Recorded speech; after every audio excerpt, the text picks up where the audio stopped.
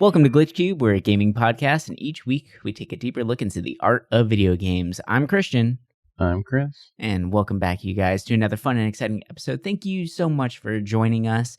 Before we hop into today's topic, which I think we are both so excited to talk about this week, I just wanted to do a little bit of house cleaning real fast. Just still want to say thank you so much once again to the community for all your love and support, all of the growth that we're seeing, and just thank you to all the other podcasts out there who have been showing us love, and be on the lookout for some fun and exciting collaborations coming soon. We have some stuff in the works currently, and we are reaching out to other shows as well to continue that growth pattern. So we're really excited for this coming up year, like we mentioned in our 1-year anniversary episode. And yeah, it's happening. We're making it happen, man. And it's been a lot of fun so far. So yeah, but all right. Hopping into today's topic, we are talking about a fun, cute little game that came out recently. It's one that caught our eyes a long time ago, and we've been kind of watching it for a little while. And we both had the pleasure of playing through it and just enjoying the overall experience. We are talking about Eastward today.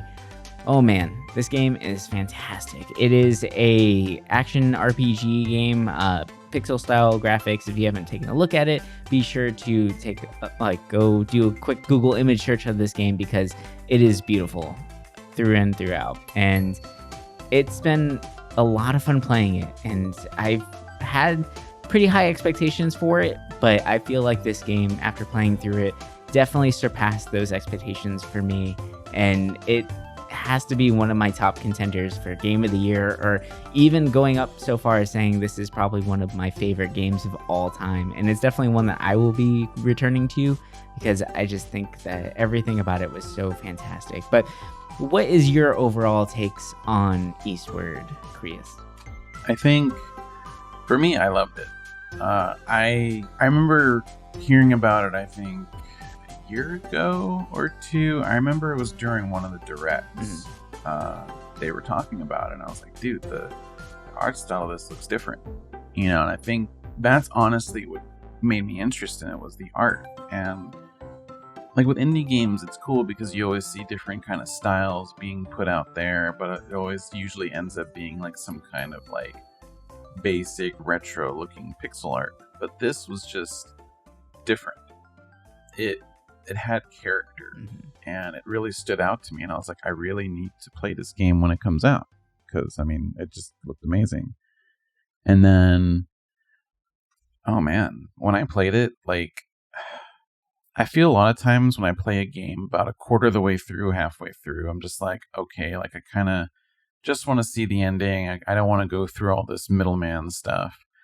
But I actually enjoyed this game so much that I would just keep playing it and playing it. I wanted to finish it because I wanted to see how it actually ended.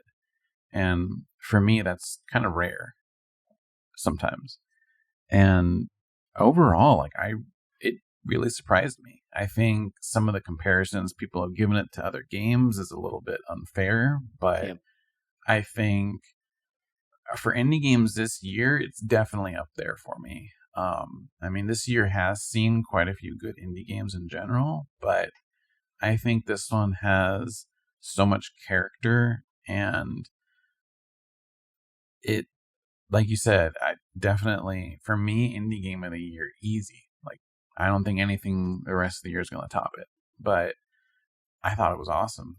Yeah, it's going to be really hard to top this game because of what it was able to accomplish. And yeah, you hit the nail on the head by mentioning that this game has been compared to other titles in kind of an unfair way. And we'll just kind of get that out of the way now. But it's been compared a lot to, oh God, what am I playing? Earthbound, or the Mother series, right? And there are some similarities to it. You kind of see like the quirkiness with the graphics and some of the dialogue and whatnot, but that's kind of where the similarities end, right there. And it's its own entity.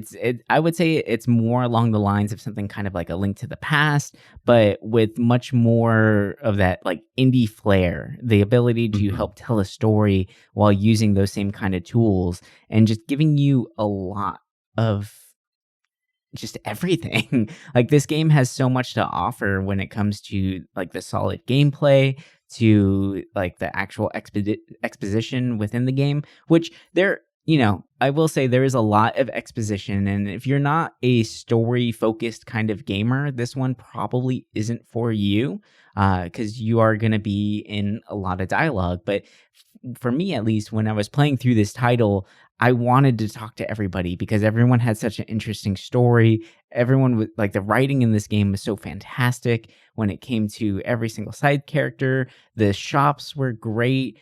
Just everything that you kind of encountered was pretty amazing. And everyone had their own like vibrancy and life to them. And they just did a fantastic job, even down to something as simple as like the fridges for the save points. They even have lines of dialogue for that. And like the fridges talk to you before you save. And it's kind of like it shows like the inner monologue of the character, the main character, as like his existential crisis going on within his own mind as he's traveling through the world itself, like saying things like, "Oh, you've gotten stronger," and or like, "Oh, do you want to save your memories here?" Like, fridges are for saving food, but even after an hour, they might spoil, right? Like stuff like that was just so interesting and so deep to hear. Or even one like towards, actually pretty much in the beginning of the game, it was, oh gosh, what was it? It was, if you had someone else's memories, would you still be you or them? And then after that, it's like, do you want to save your game? It's just like a nice little like mix of what's going on. And each save point fit the area that you were at and kind of just added to that overall feel to it. But I was wondering if you could help out the audience here, because we still haven't really gone into what the game is in general. Do you want to give them a kind of like a brief rundown of this story? And, full disclosure, we're doing a kind of like a deep dive here on this title, so it might be a little spoiler heavy. So, but that should be okay. But do you want to give them kind of a brief synopsis of the story of Eastward and who these main characters are? Yeah. I won't get into any like ending spoilers or anything, but just like the first, hour or so. Basically, you start off in this underground kind of like cave system, I guess you could call it that. Pot Rock Isle or caves. And your main character is John. He's an older middle-aged man, and he's taking care of this girl named Sam, who apparently fell into the caves and doesn't remember anything about herself. And you, John, are a miner who basically just, opens more pathways for the tunnels. This town is run by a mayor who basically threatens people like, hey, if you mess up, you're going to get kicked out and you'll go to the outside world. And for everybody living in this little cave system, the outside world is like a barren wasteland. It's dangerous territory. You're not supposed to go out there. But Sam is intrigued by this forbidden land, and she wants to go out there and explore it because she's had visions of it being beautiful with blue skies, green grass, and it's different than, the dark atmosphere of a cave. Well, after many times of doing things that would get kicked out of the cave, it finally happens. And that's kind of where the game really starts, is your journey outside of this cave system. And you realize that, hey, the world isn't a total wasteland, but there is a looming presence that, is destructive. It's just not really explained until later, like, okay, what is this exactly? You have hints of like this demon train that takes you from, the caves to this wasteland. Yeah, Charon. Charon, yeah. And it's interesting because the dynamic between John and Sam, like John doesn't talk. It's a silent protagonist. He kind of makes some motions sometimes, so you know what he's thinking. Very lightly. But he Sam doesn't talk. Very rarely, like even moves. Yeah. And I mean, at times it made me mad because, silent protagonist to me is always like I either really like it or it annoys me. And in this game, like, at times I was like, God damn it, say something, you know, but it wasn't like, it just kind of fit with his character, because at the end of the day, this game is more about Sam than John. John is just the supporting character that you play to make the story evolve. And it's interesting with the evolution of Sam. You know, in the beginning, it just seems like this girl who is curious about exploration, but then you start learning more and more, and it's like, whoa, like you're really connecting the pieces. And I thought it was really interesting how they sprinkled the lore in throughout the game, and it wasn't overwhelming. It wasn't plain. Like it was sprinkled in just the right amounts that would keep you interested. And I think that's what really surprised me, because I was worried that there wasn't going to be a lot of backstory to it. But to me in the game, there's different chapters, right? There's 8 chapters total. And every chapter you're kind of visiting a new city or new area. And with each town that you explore, it's interesting how impactful they are to the story. And it's almost like a mini story in this bigger, umbrella. And God, I loved it. Like, the characters are just really cool. And there's more characters that become very important later on. But at the end of the day, it's always John and Sam or mostly Sam, that's the important one to watch for. Yeah. There's so much packed into this game. And what I loved about it was, while there is a lot of exposition thrown at you, there's a lot of little hints and things like that kind of help develop the story as it progresses as well. Like the fact that the main scare factor in the first area is Charon, and it's kind of like a ongoing thing throughout the entire game itself. And, Charon or Sharon, or however you want to say it, is actually from Greek mythology. He was the one who, ferried the souls of the dead across the river Styx. And it's just kind of like an interesting aspect there. And the fact that in the first area, basically, if you get kicked out of the town, then you get thrown and fed to Charon, and thrown out into the world. That's basically means your inevitable death, right? Because of all the horrors and the monsters that are out there. And they really played up the idea that Pot Rock is the one salvation. It's the one safe point within the world, and you need to do everything you can to help keep the community going while making sure the mayor stays happy, so you don't get kicked out of this salvation area, this utopia in a sense, right? But then you come to find out that there's so much more in the world, and with each chapter you enter into a new area, and each area shows you a different way of handling these evils and these stressors in life. In one area, they're still thriving, and it's exciting, and they're moving forward, but they're fighting back against the grand evil. It's the miasma that comes and destroys everything and wipes everything off the earth. And then in some areas, it's just a group of farmers who are just living life and continuing on with everything, and continuing on with the harvest and all that stuff. And it's just such a clever way of doing it, and just kind of sprinkling in these little ideas here and there. And I one of the big ones that, as I was playing through it, it just kind of kept catching my eye, and I absolutely loved it because of the way that the story is told too. So the game is called Eastward, right? And there's the whole idea of manifest destiny, right? When it was that the whole idea of traveling to the west to progress the world, right? To grow civilization. That was a whole big deal. But in this game, you're continuing on a train. It's a single track train that's going east. So you're going back, right? If you kind of reverse that idea, where you're traveling back in time, and just trying to figure out what happened and how can we learn from the past to then better the future that's in front of us. And it was such a it's such a subtle thing that I don't even know if that's what was the original intent for the name, or the thought process for them to be continuing moving east instead of, the traditional west of, for growth and whatnot.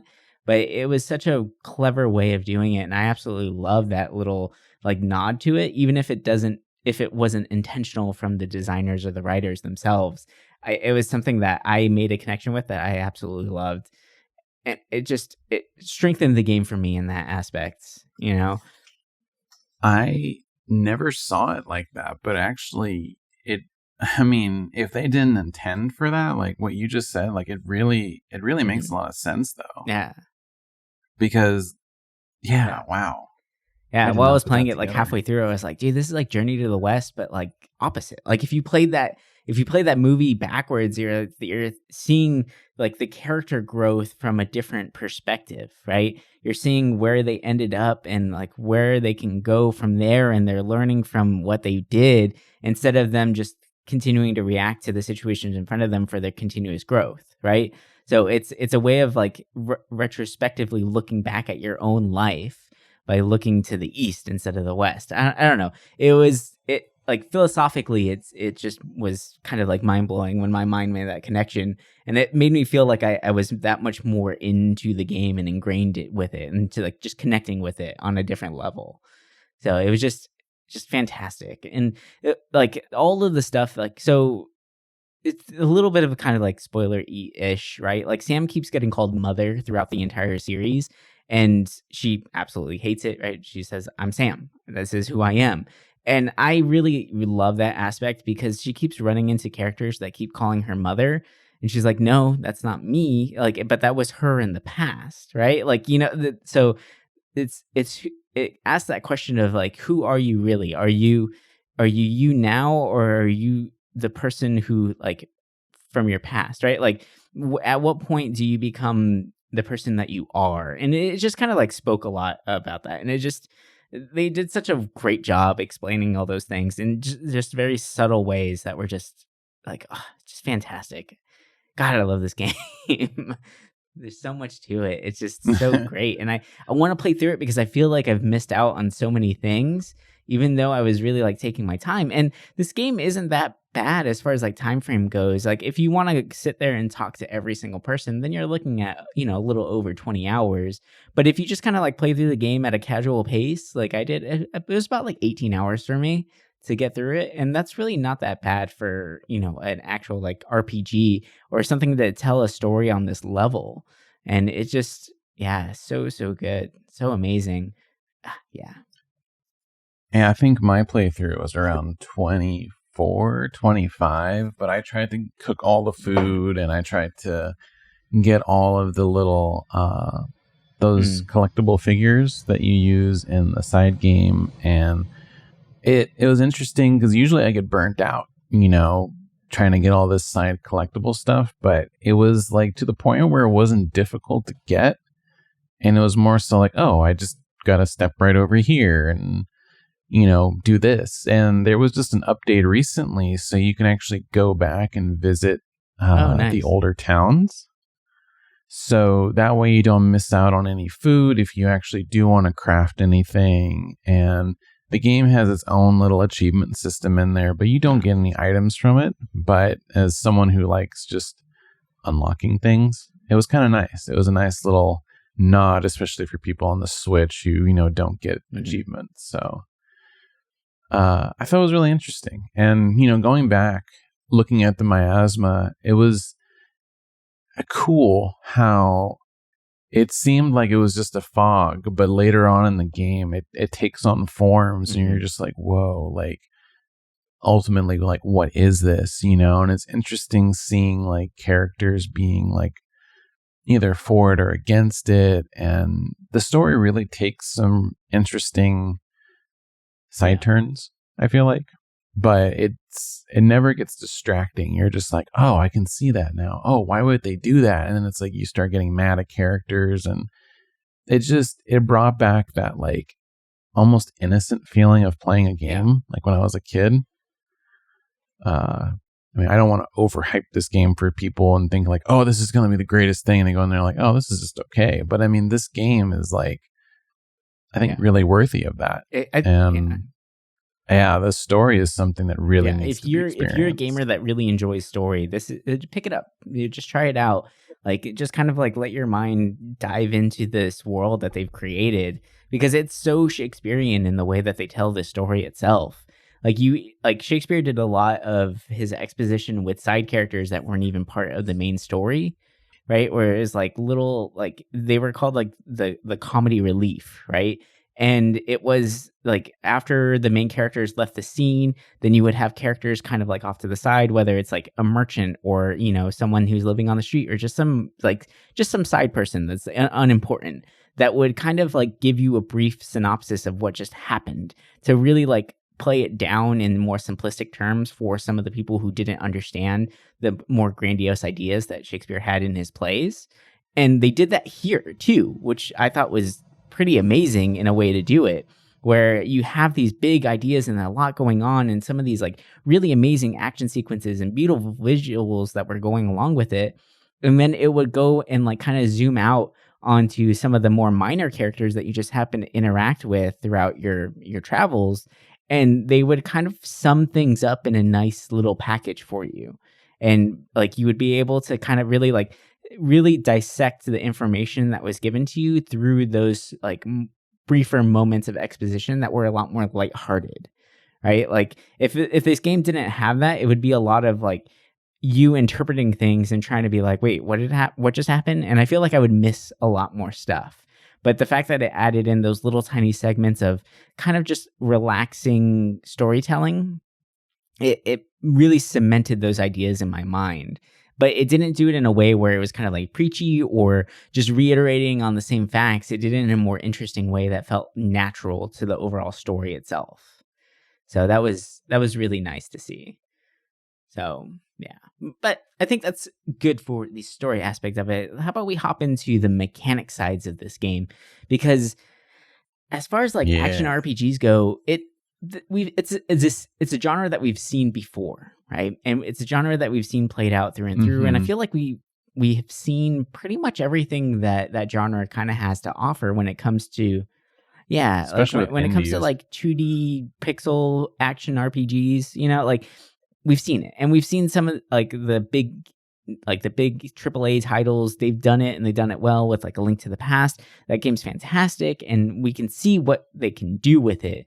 But I feel like this game took those ideas and really expanded on them and made it feel like a whole new genre, to me at least. Because as far as for like my gameplay and the games that I've gone through, action RPGs are not really high on my list. I'm more of a turn-based RPG kind of person, but this one really sucked me in, and I feel like it has to do with like the difficulty level of it. It wasn't too bad, right? There's a couple parts where it got a little tricky, but nothing too crazy. It gave you a plethora of weapons and items to use, but you don't have to actually use all of them. And when it did introduce a new item, it did so in a very clever way where it felt like pivotal to the actual story to move you along.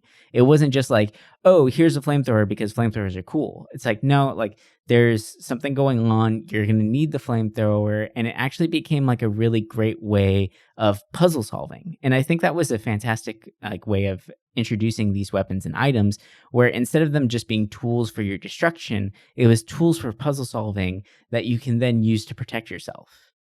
Right. And like they really thought about everything that you could do with these types of weaponries in order to make the worlds feel better and the puzzles feel more interesting and more dynamic in that way. And we'll go into it a little bit later, and it's nothing too crazy spoiler, but I do want to talk about towards the end of the game with one specific kind of like maze-like hallway that you go through, because I thought that was the most fantastic element in gameplay that I've seen in a long time, especially in 2D games.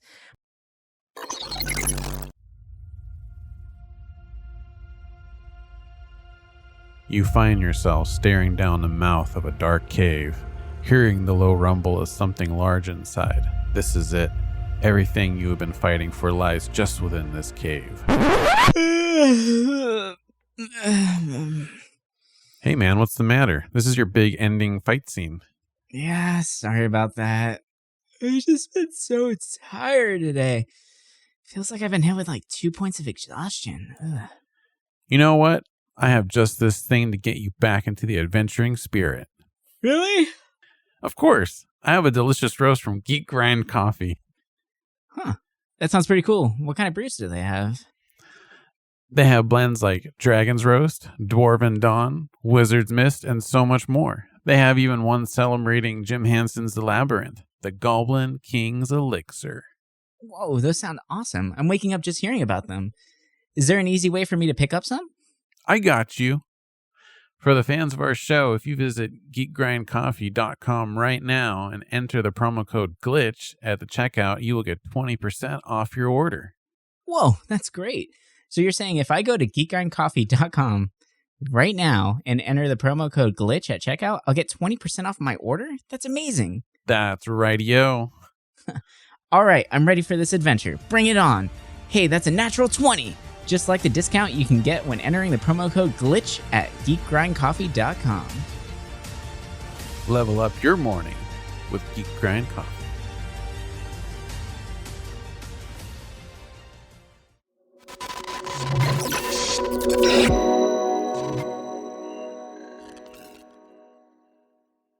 But when it comes to action RPGs, what's your overall thoughts on it? Like, how do you think this one held up to some of the more big-hitting action RPGs out there? So I'm a person that loves action RPGs. I mean, I'm always gonna love turn-based the most, but for action RPGs, I always enjoy the indie style more. Like, I know that, other kinds get clumped into it, like Diablo and all that kind of stuff. But when I'm looking at like indie action RPGs, I genuinely love them, even though I feel like aside from platformers, that's the second most used indie subgenre.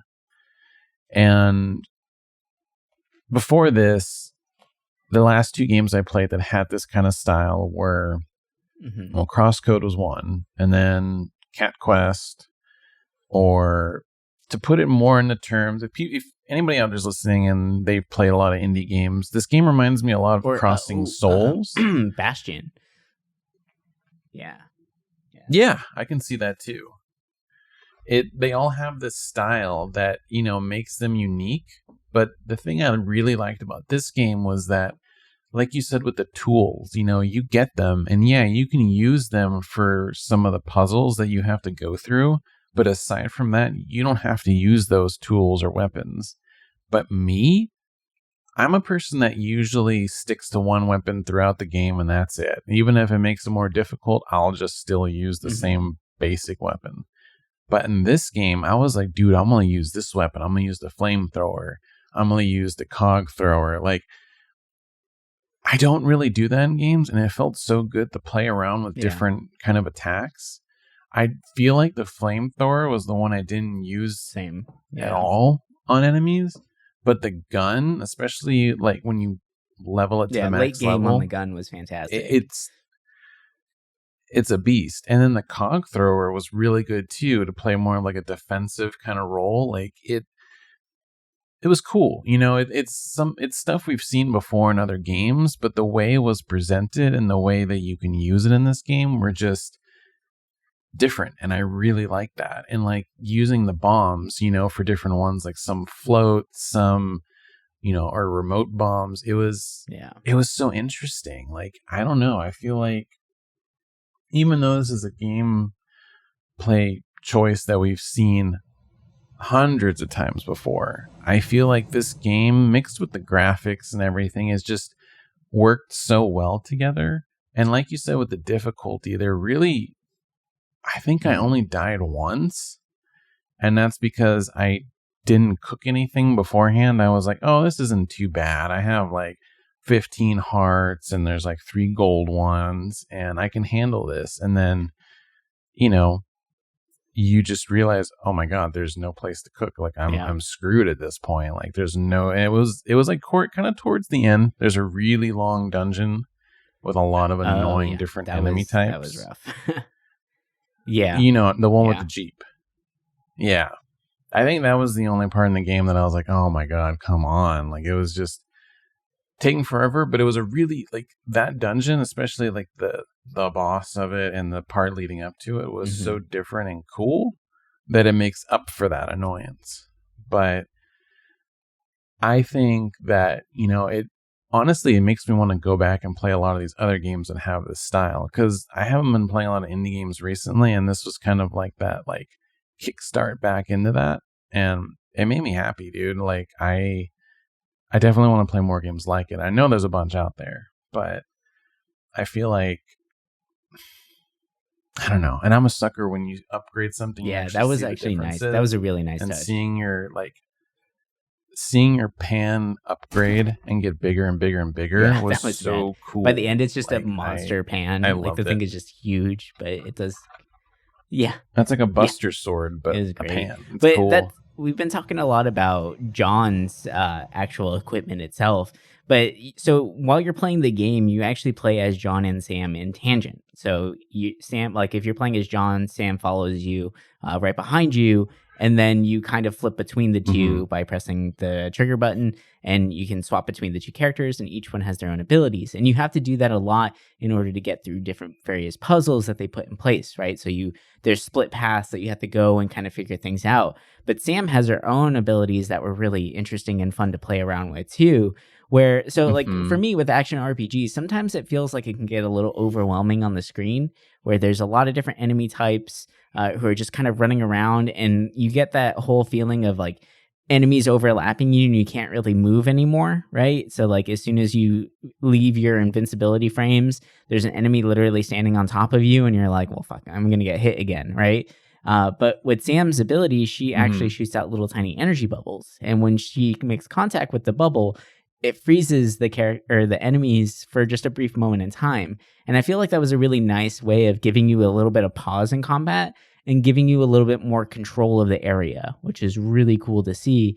And then her abilities also became ways to then solve puzzles as well. So her tools that were given to her were not just, tools to help, area control or whatever it may be. It was actually baked into the story itself too, which is really clever to do. And I really enjoyed playing with Sam, especially towards the end or middle to late game. Because in the beginning, I think I just strictly stuck with John, which made sense because it was more like, hack and slashy style dungeons.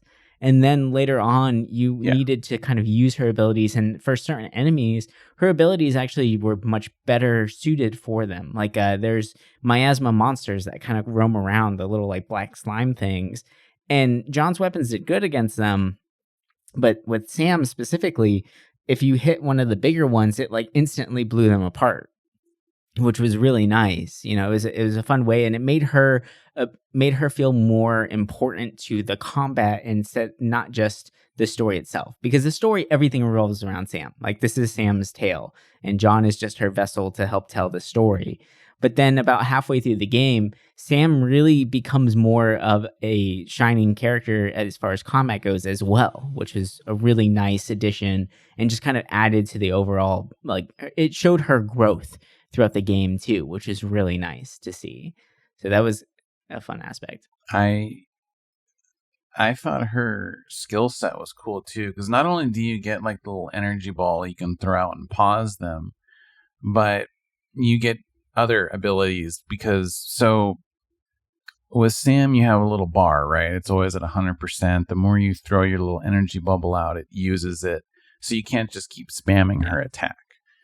But later on you get a second bar, which is more so for her like special abilities, right? And like I actually had a lot of fun unlocking all of them and upgrading them to the highest level, because it's just it's little puzzles. But our first move is hold Y and you can stun everybody around you.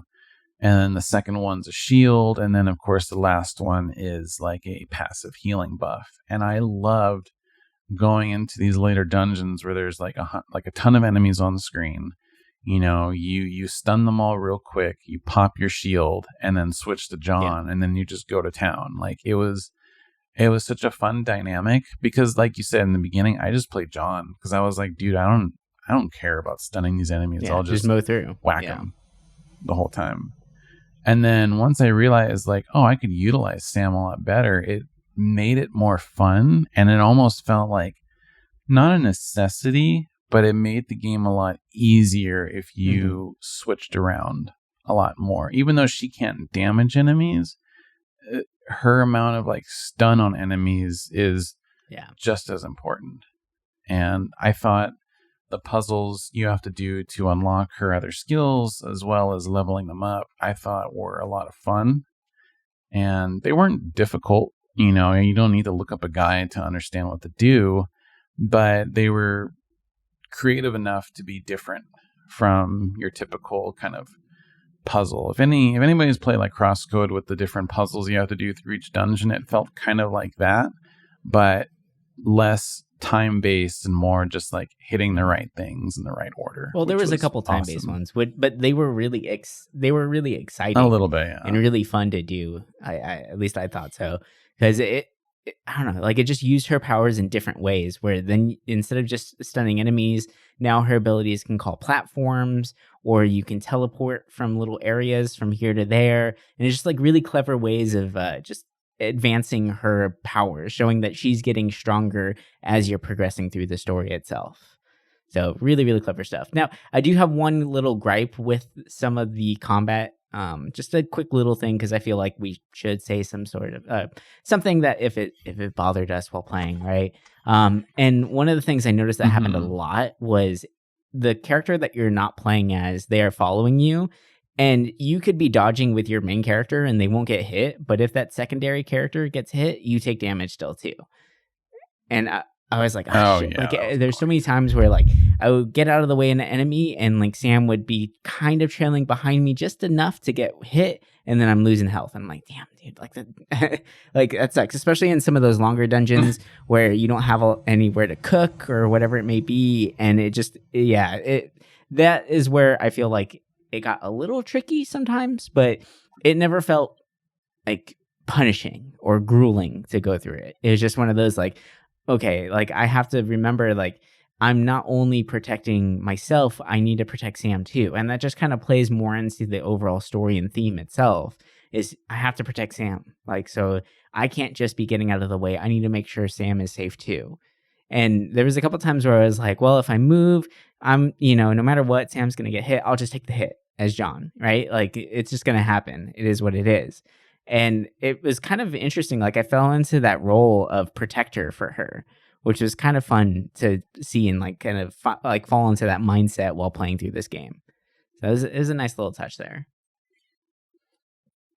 Yeah, I liked it. We can't talk about mechanics and talk about some of the smaller things too. Like cooking. If anybody's played Breath of the Wild, which I'm pretty sure most of you have, or at least have an idea of what it is, the cooking in this game is a lot like Breath of the Wild, even down to the ingredients dancing in the pan. And then the slot machine aspect of it too is great. Yeah, I liked it. It always made me kind of interested in actually trying to get the bars every time, because it actually adds more to the hearts, the buffs, and just like Breath of the Wild, you get gold hearts too. And I loved how all these different like dishes actually had different amounts that you got. It wasn't just like, oh, cook this medium dish and they all give you the same amount. Like, no, these are all different. And by adding spices to it, it either gave you like damage increase, defense, infinite ammo, attack speed increase, or I think the other one. Energy recovery. Yeah. I thought it was really cool, how they did that. And I loved going to a new town and buying new ingredients and trying things out. Like they made it pretty easy to decipher what you needed to cook different recipes, because they would just show up an unknown recipe. And I like that you can't make a wrong dish. Like everything makes something, and which is awesome. It played in really nicely to the character himself. John not only is a miner, he's not only a badass, like, savage warrior, he's also a gourmand. Like, he's an amazing chef. And they really play into that idea throughout the whole game, where there's even, like, one of the whole quests or side stories is that he needs to cook 3 amazing dishes for the Dawn, right? Like, the main boss of the town. And it just really played in so nicely with it. It made it feel like it wasn't just ripping off Breath of the Wild. It made it feel like it was part of the story, like that it was essential to John's, like that was like his way, his creative outlet, his de-stressor in this world was cooking. And it was nice to be able to experience that with him and like cook with him and just try out new dishes and get excited and get creative and put in different combinations to see what comes out of it. And I love the fact that like each one, like you said, has very different like amounts as far as hearts and stuff goes, but they all like, you never felt like you made a bad dish. You always felt like you made something, like no matter what, it's going to be useful and helpful to you. And it was just fun doing it in the process. It was just a really clever addition, and it just made the characters feel that much more real and more relatable in that aspect. Because in the world that they're living in, it's a very high stress world, and you need that creative outlet. So to see this like grizzly man with a crazy beard, and everyone talks about how manly he is and all this stuff, and then he whips out his frying pan and makes a delicious curry for everyone. It's like, dude, John's a badass on every aspect of it. Like, this guy's amazing. He doesn't have to say shit. Like, he's the quiet type, but he knows what he likes, and he has a purpose. And it was a nice touch. It was so like humanizing to go through that. And yeah, just fantastic way of storytelling, and a different way of portraying that silent protagonist badass. Like, he had a human side to him, which was nice. Like, as much as I love Cloud from Final Fantasy VII, the originals, where he's the silent type, like, there's only so much arrogant asshole you can kind of take, right? Like, because he gave off that air of like, yeah, I'm tough, so what, right? But in this one, like, John gives off that air of, I'm a tough guy, and, like, kind of don't mess with me, but he had that soft side. He is a softie at heart, which was great. And maybe it's me thinking about like being able to relate it to someone like my stepfather, who's just really big hulking guy, and he could be kind of intimidating, right? Like, he's almost 6 feet. He's a big dude, a couple 100 pounds, right? Like, big beard, and he's a big softie at heart. And so like, I felt like I had like a nice little like family connection with John, right? Like, and it just added to that whole aspect where it's like, I felt like I knew who he was, and it really meant a lot to be able to play through his story with him. And it was fun. I really love that aspect. But another thing that really added to this game and just really enhanced everything, and I think really tied it all up in a nice little bow, was the music and the art. Like, the actual artistic direction for this game was fantastic. You have your beautiful pixel art. All the characters were so well animated and just so vibrant, and each area was so interesting to explore, from the towns, the buildings, all that stuff was just so beautifully drawn. And then to backdrop that with some of these like more ambient, just gorgeous like pieces, it was just so strong and just added to the overall vibe of it all. Like, Sam's song, whenever she's all like happy and cheerful, like, you really felt that like innocence and that like childlike wonder within her when hearing these like upbeat, like bubbly beats, right? And then on the flip side, you go to a part where like Sam is like down or like hurt, or like something dark is happening, like they're losing people around them, like a lot of their friends are dying in a sense, and it just adds that like somber tone to the back, but it's all through these like really nice like ambient tones, and just really cleverly placed and just gorgeous throughout that whole game. Yeah. The music alone, like, kind of going by what you said with Sam, and this is something I should have said earlier in the story part, was that the innocence of Sam is shown so clearly compared to almost any other game I've played, where you see the excitement of her character over the smallest things, or her sadness. You really feel like there's a child there, almost like that childhood innocence. And it's interesting seeing that innocence kind of leave throughout the game as she starts to mature or remember things of the past. And the music really complements that really well. Like, the music's fantastic. Like, even just the title screen music is awesome, but the ambient parts, the faster pace kind of synthwave sounds, it was awesome. It really surprised me. And with the graphics, I mean, that's what won me over in the first place. It had the same color palette as if anyone's watched, I think, God, if I pronounce this wrong, Oh yeah, Tekken Concrete. It had to me that same art palette, like the colors, and that's actually what drew me into this game. And I was like, dude, like, I love this. Like, I want more games that have this style and this look. Like, I'd be happy playing, 10 other games with this art style, even if they were totally different.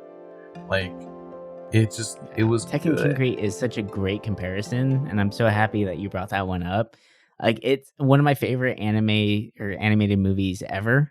I absolutely love it. And just the way that they designed the cities, like, you felt the childlike wonder through the design of the cities themselves, the way that the buildings looked. And it made you wonder or start to think, like, is this actually what the buildings look like? Or is this just what the buildings look like to them because they're kids and everything is a playground, right?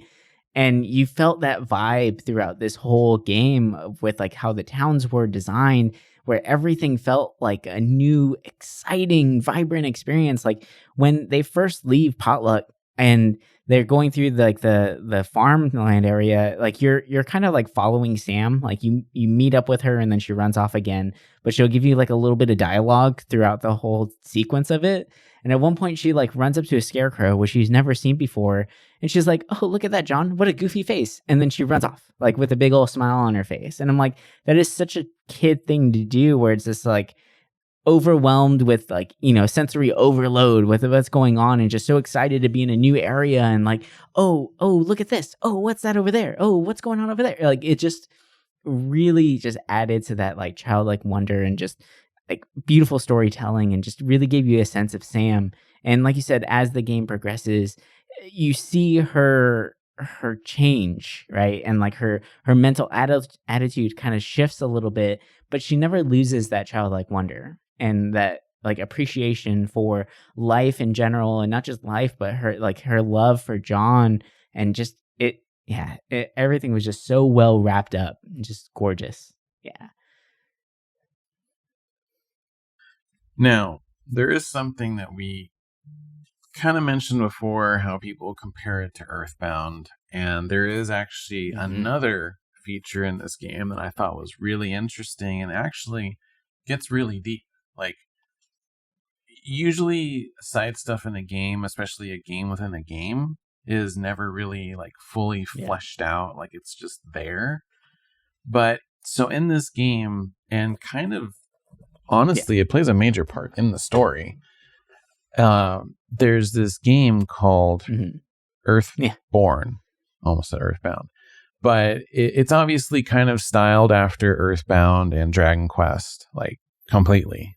And all the kids are addicted to this game. It's based off, I guess, of like a manga or a comic book. And actually some of the real characters from the story are related to the story in Earthborn, which was interesting. It kind of all plays in the reality of it.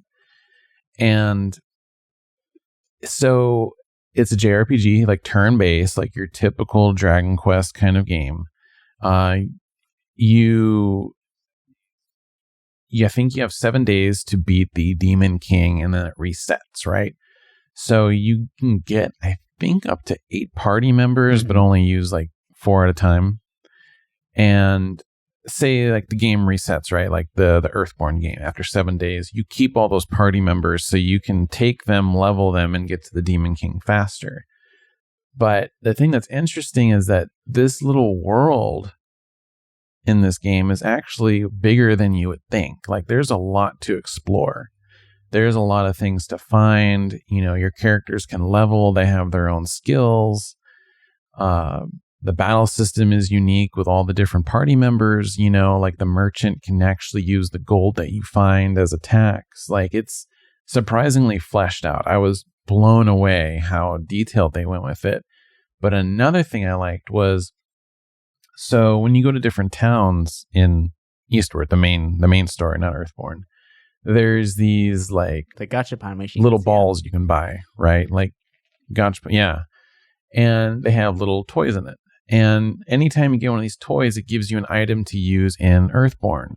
And it's interesting because each town will have special ones, but they also have color variants. So it doesn't feel like you're just trying to get the same item over and over again, because these, toys have different colors. So it's like, oh, this is a different shade. Like it's something new, And I didn't beat the Earthborn. I came very close, but I was kind of like, just wanted to get through the story because I had to go on my trip. So I was like, okay, well, I can always come back and try and beat it at a different time. But the amount of detail that was in that little game was just, I was really surprised. I Usually, did not like whenever they expect it. have like a game within a game or like an arcade that you can kind of play real quick, it's always really like simplistic. It's like a Pac-Man rip, or like a Galaga thing, like something really short to go through. But this one, it actually has a lot of weight and brevity to it, and it's so nice and how well it ties back into the main story itself, where it doesn't feel like you're getting taken away from it. Mhm. Because this game is actually constantly referenced throughout the main story too, because it's telling the story of what happened in the past, which is really interesting. So like these characters that you're playing through, or the story that you're playing through, is like kind of the epic tale of how they got to where they are, or what they did in the last run of this, right? Like this time now it's John and Sam, but before it was the party with Mother, so it's kind of replaying this whole idea over and over again, but like it's Earthbound, or it's Eastward's sorry it's Eastward's like epic tale. It's their big story, and it was portrayed in a really interesting way, and it's just another way to get more deep lore out of this game itself, and just a really clever way of doing it. Yeah, and I like that because, like I said, I didn't beat it, but you don't have to beat it, or you don't really even have to play that little game to understand enough of the story. But if you want that little extra lore and that extra, detail and added stuff from it, like it's there. And I'm definitely going to be going back awesome. and playing through that, because I want to beat that now. Like I've beaten the main game. I didn't beat Earthborn, but now I want to actually go in there and beat Earthborn as well, because it just, more Eastward for me is better. Like I want more. But on that note, what's your final takeaways from this game? We don't want to do like, scores or all that stuff, but like what's your main takeaway from Eastward? I think if you're a fan of indie games, like this should be like at the top of your list. If you just like games in general, I think that it's definitely one to look into. Because I know that a lot of people out there don't play indie games, but if you want like a heartwarming story, if you want a game that's just cozy, I guess you could say, to sit down to and play, I think this is definitely one to check out. I would be surprised if this wasn't on any like top indie games of this year, because I really think this is a good contender. We always see like 5 indie games every year that always kind of stand out, and there's always like one of these kind of games, aside from like the goofy, Gang Beast kind of thing. But I think that if anybody out there is interested, this is on the Switch and it's on Steam or PC. I don't think they haven't said anything about PlayStation or Xbox. So if you have either of those two platforms, it's not on Game Pass for people that want to check it out on there, but it is on Switch and Steam. And if you're a physical collector, PlayAsia has it for the Switch. But I think it's definitely worth checking out. And if you guys need a new game to play, it's definitely Agreed. something I'd recommend. Like, for me, I feel like if you're a fan of, like, this game touches on so many different facets as far as game genres and different types of gamers themselves. But if you're a fan of story, check out this game. If you're a fan of action RPGs, check out this game. If you love indie games, this is definitely one to check out. Like this, it hits so many different facets and it welds all those together so nicely. If you like puzzles, this is a fantastic game for like really nice puzzles, well-designed puzzles too. And it just, like the level design itself is fantastic. If you're a game designer, I feel like this is a great one to study and look at, specifically for like how the story progresses throughout. And really want to touch on this final level, but there's like a maze sequence where you're going down a hallway, and as you're going through it, like the walls are shifting and moving as you're being chased down by a miasma. But the way that it does it, like it's something I've seen before, but I've never felt that much tension and just kind of excitement going through a level like that. And if you just play it for those little bits like that, where it's like how they evolve the world and use it as a tool to learn from and kind of help expand the genre itself in a game that maybe you're designing right now, this is a fantastic one to check out. And I would be very surprised if this does not end up on, like winning a bunch of awards or coming across to all the platforms for everyone to experience. I feel like this is kind of like how Moonlighter was, where first it was on Steam and then it kind of steamrolled out into like everything, right? And I feel like this is going to be a title that people are going to be talking about for quite some time because it hits so many different areas, and it's fantastic. Definitely one of my top games for this year, top indie games, top AAA games, just top games in general. And then, like I said in the beginning of this episode, I feel like this might actually be one of my favorite games going forward, and definitely one that I will be revisiting because I want to get lost in this world again and just hang out with these characters. But yeah, so I think with that, that's going to do it for us this week. Thank you guys so much for listening in. And if you guys have played Eastward, or you have any questions, or just share your experience with us and let us know what you guys think of the game.